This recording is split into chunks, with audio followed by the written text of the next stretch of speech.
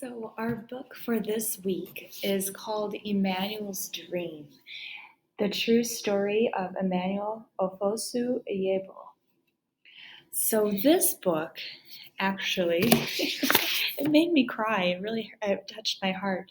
And so, this is a really wonderful story about if you were to go with a content lens for becoming a writer, to make an emotional connection to your readers. So that could be your content connection.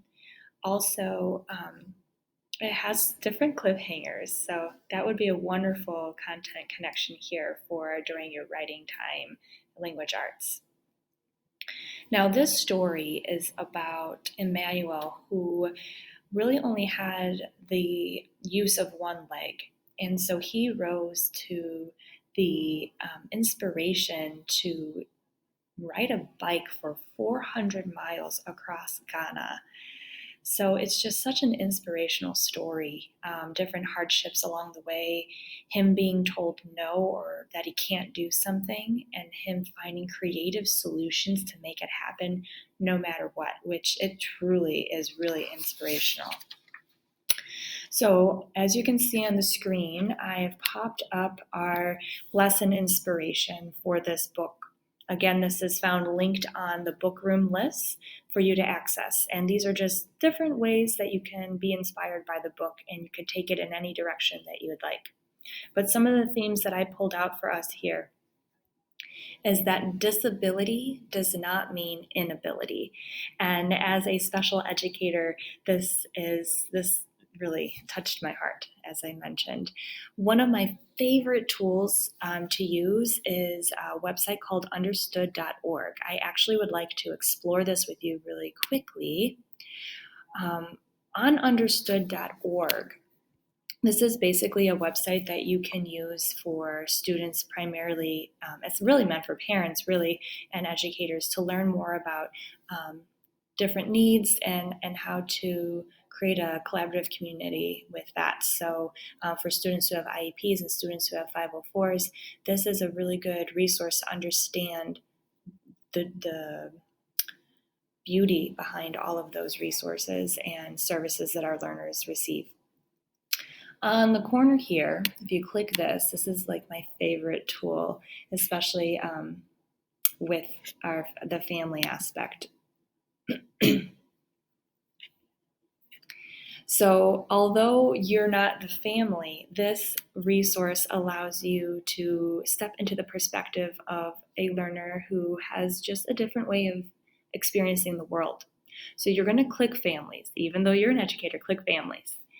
Then you're going to click through your child's eyes. This allows you to click on different simulations on how it might be to have a different type of learning style.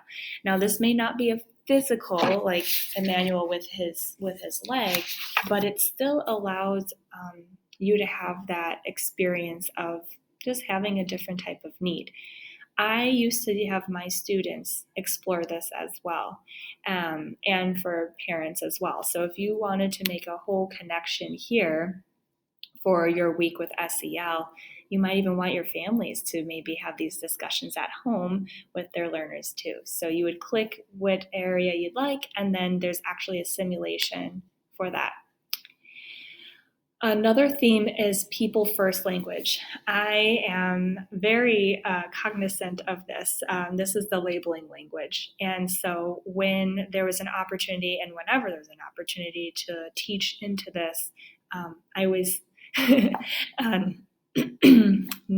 want to do that. So with people first language, a lot of times we say disabled person, autistic child, special needs kid, IEP student. You're putting the label before the person, which is not okay. We want to be putting the person first. You are a person first, then labels can come afterward, but no matter what, you are a person. So this would be a child with special needs, a student with autism, a child with an IEP, any of those different pieces where you put the child and learner first. So there's a lesson plan that's linked here for People First Language. Another theme is creativity and finding alternative ways to solve a problem.